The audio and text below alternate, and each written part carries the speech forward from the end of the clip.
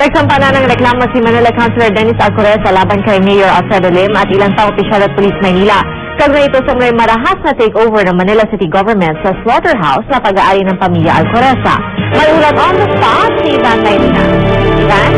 Yes, Pia, taga-suporta ay naghain ng reklamo sa Commission on Human Rights itong si Manila Councilor Dennis Alcoreza sama ang kanyang mga kapatid at ilang mga tauhan.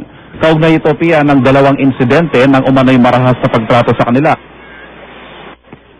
ng mga Police Maynila.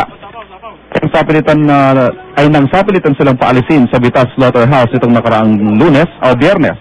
At pangalawa naman ang marahas na dispersal sa kanilang rally sa City Hall nitong Lunes.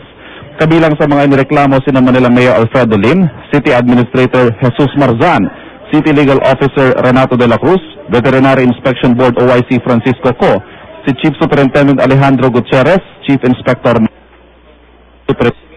Miranda ng MPD Station. Ilang pa mga polis na saka na raw nila pangalanan ang kasama rin sa naturang reklamo. Ayon kay Alcoreza, una pa lang daw ito sa serya ng mga reklamong kanilang ihahain labang kina Lim. Isusunod daw nila ang reklamo sa Ombudsman at iakit din nila. Naninindigan silang walang legal pasihan ng takeover.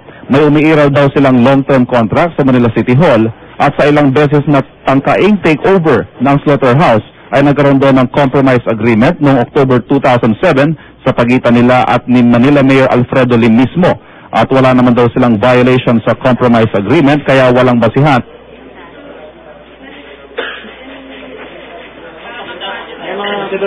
Pictures na Malapit ng kanilang pamilya kay dating Manila Mayor Lito Atienza ang dahilan ng takeover. Di muna nagbigay ang pag-aaralan muna ang kanilang reklamo. Sabi nga po na kailangan lang po makipag-usap ang tatay ko kay Mayor Lim. No? Magmano lang po ang aking ama. Dahil po ang aking ama, tsaka po yung dating alkalde, talaga po may pinagsamahan. Totoo po yan, hindi po namin i-deny.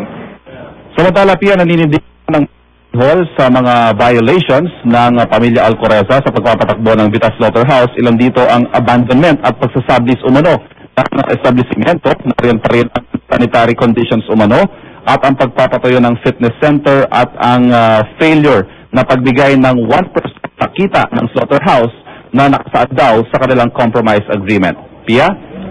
Maraming salamat, Ivan Mayrina.